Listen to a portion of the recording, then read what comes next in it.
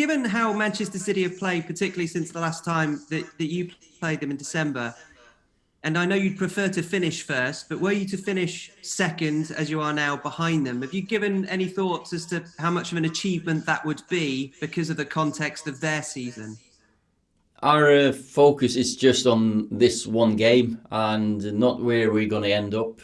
We just have to be the best possible Man United, end up, try to improve on last season, of course. That means moving up the table, getting more points, hopefully challenge or get to a final and win a trophy. What other teams do, we can't control. So we've just got to keep at it ourselves, challenge ourselves. And of course, at the moment, they're ahead of us by a fair distance. So Sunday's a chance to test ourselves against a very good team. James Cooper. Hi, Ollie. David De Gea has just posted on social media that he's become a daddy. I'm sure you'll congratulate him on that. But you always stress the fact that these are players, but also human beings. So kind of what is your philosophy in the amount of time that he'll be allowed to be a daddy and be away from Manchester United? It's a fantastic day for David, of course. When you become a dad, that's probably the best possible feeling you can have. And we've the ones who are lucky enough to have had that feeling know exactly what David is going through now. I'll give him the time he needs before he comes back. He has to go home, and in the old world, that's a day and you come back and you're ready again. And now with the pandemic and the quarantines, of course, it's a different world. So, but still, we felt it was when David wanted to go and be there to support his girlfriend. Of course, that's there's not even a decision to make. Dean came in and played well, and he's ready. So I'll give David the time he needs, of course. Per Carlson. Yes, hello Ole. Hey. It's not too long ago you and Man City were side by side at the table, but what do you think is the biggest difference between the clubs at the moment, and where is the gap from? Is it the quality, is it time, is it tactics, is it luck? What do you believe? I don't worry, or I can only control what's happening here at Man United. And the difference, there's so many differences between the clubs. If it's the clubs you talk about, I can sit here and talk about a lot. At the moment, they're the only team ahead of us. So of course, we want to try to claw back points on them and get closer to them. They've gone through a fantastic spell at the moment, great form, 21 wins. We've had 21 away games in the league unbeaten, so one record is going to be broken. So let's see which one it is. Simon Stone. Hi, Ollie. Could you just explain why you think the team is playing way below the standards that it set earlier in the season? It seems to be quite a few games now that you've not really picked up and imposed yourself on the opposition. They look a bit, probably lethargic's not the right word, but maybe a little bit tired.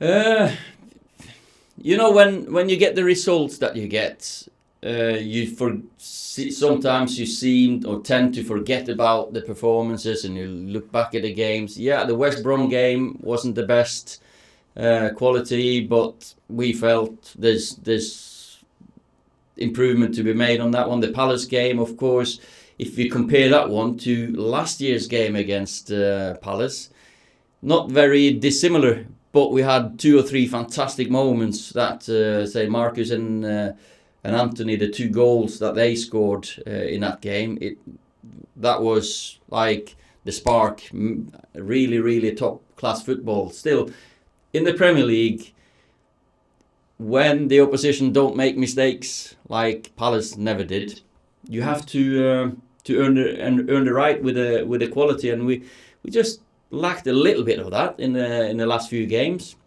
Still, we've gone 10 games unbeaten, and it's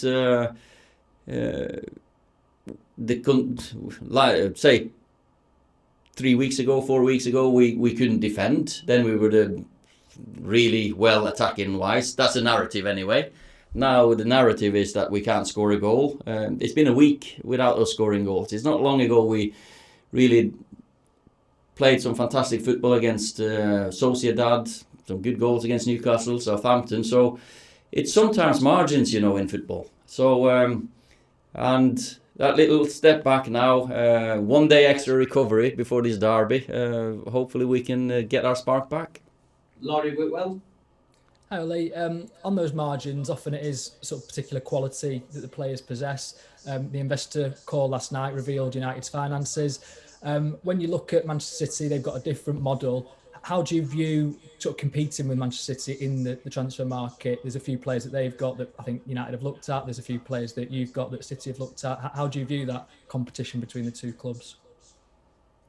I only focus on what we do. We believe we have our model, and we as a club, we believe in a certain way to do it. We believe in a certain player to come here and make us better, a certain person.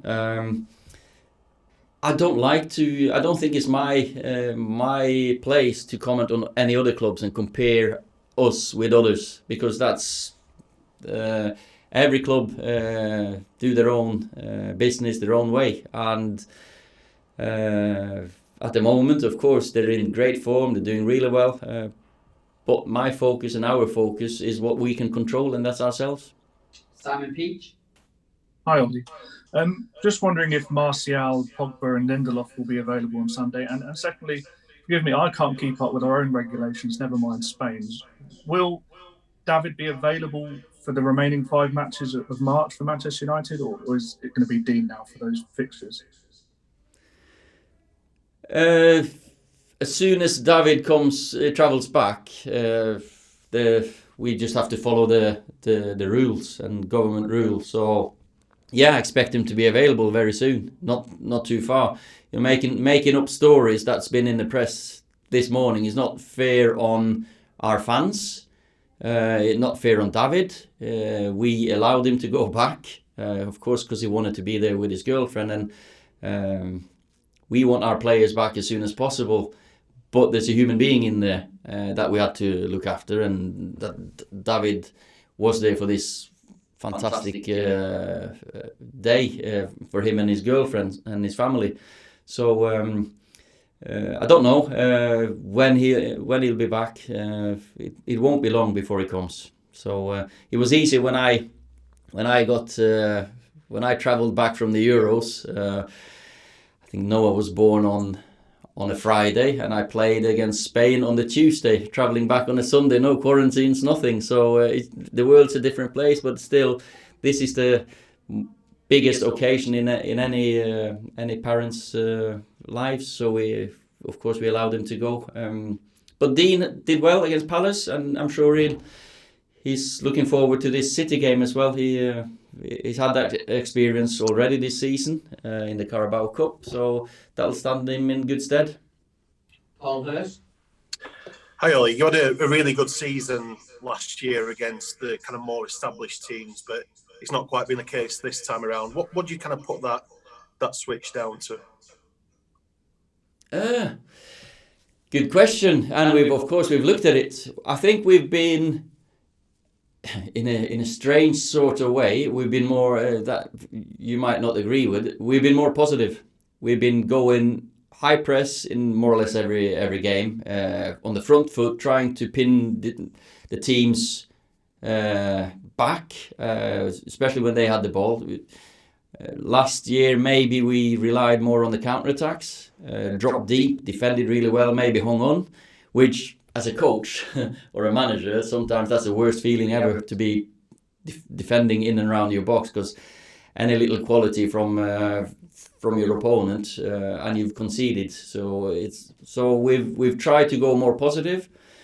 Got to say we've not been clinical or ruthless enough with the chances that we have, because we have had chances in these games, and but they've been tight games, and another test and another challenge for us now, another opportunity to put that right. James Savundra. Ollie, Ed Woodward has said there's clear signs of progress on the pitch. Is that progress happening as quickly as you would like it to be? Of course, you'd like to win every game of football. You do. But if you compare to last season, the position we're in, we're quite a bit higher up in the league at the same stage. We're still through in Europe and in the FA Cup. So it's probably the league position that you think, yeah, that's where we've shown the progress. Hopefully we can prove in Europa League and FA Cup that we've taken another further step for this team. The ambitions are there, of course, and we have more experience to be in this position compared to last season. So we're gelling more as a team. They're fitter. But at the moment, we're just looking at the short term, and that's Sunday, and that's to get back to creating chances and taking them, scoring goals again. The last two, the first one for David McDonnell and the last one for Andy Mitten. Hi, Ollie. For quite a while, you were sort of in the title race, and in recent weeks, that doesn't seem to be the case. Are you now in danger of potentially missing out on a top 4 place? I know you're second, but the other teams are really bunched up behind you, and unless you sort of dramatically turn this form around and start winning some games, do you accept that there is a battle for a top 4 place? Well, there's still 11 games to go in the Premier League, and I think I have always said, let's get to at least March and April before we talk about the title race. You don't talk about title races after 18, 19 games.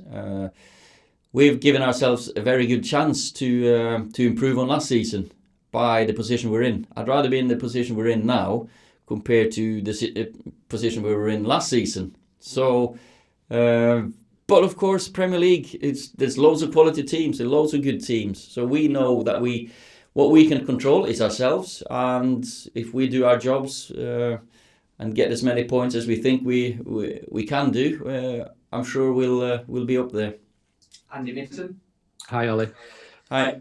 What's happened to your players to cause a dip in form? Is it mental, physical? How did they get back to where they were? Does it come from you, from them? It comes from everyone. We've had a week without scoring a goal. It's not like we've gone 6 weeks with bad form. It's not long ago we beat Southampton 9-0. We beat Sociedad 4-0. A Sociedad team that should have won against Real Madrid at the weekend. Was it this weekend? So it's also the opposition you play, the game, the amount of games, of course, can have an effect. But for me, I'm not buying into the narrative that we've really had such a dip in form. We haven't had that little bit of margin with us to score the first goal in a game. We've 3-0 nils is not really us. That's not really what we set out to do. But we've defended well, but we just lacked that little spark to create enough chances to score. So, but I don't buy we're out of form one.